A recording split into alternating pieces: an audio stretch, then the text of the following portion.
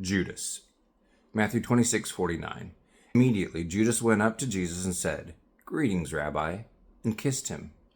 How nice, right? We all know the story. Judas betrayed Jesus by calling him teacher and kissing him. This was the sign to the Roman cohort, chief priests and elders, to whom Judas betrayed Jesus. The thought that anyone could do this makes our blood boil. How could anyone do this to Jesus Christ? Remember the woes that Jesus spoke to the Pharisees?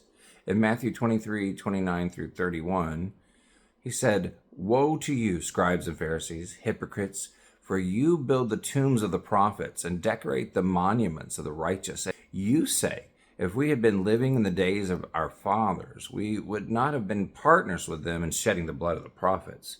You testify against yourselves that you are sons of those who murdered the prophets." The elders and chief priests wanted to kill Jesus because they refused to admit what their own consciences told them was true about themselves. They expected the Messiah to usher in a new kingdom where they would be exalted as the rightful rulers they deserved to be.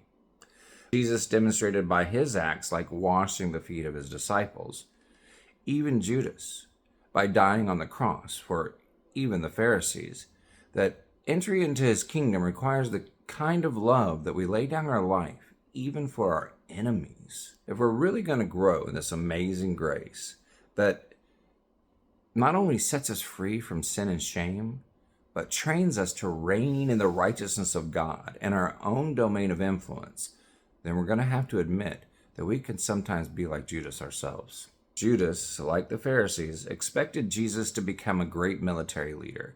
He was going to do everything in his own power to help Jesus. When he realized that was not what Jesus intended, he rejected Jesus as God.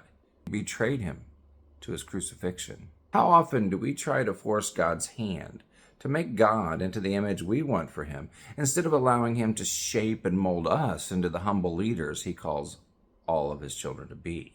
All Jesus asks of us is to trust him. When we do, we thrive in his kingdom. When we are angry with him, blaming him for the trials instead of trusting him, we betray his grace, his love, his trust, his perfect plan for us. No matter what we're going through, we can trust Jesus Christ is working it all for our good if we love him and pursue his purpose for our life.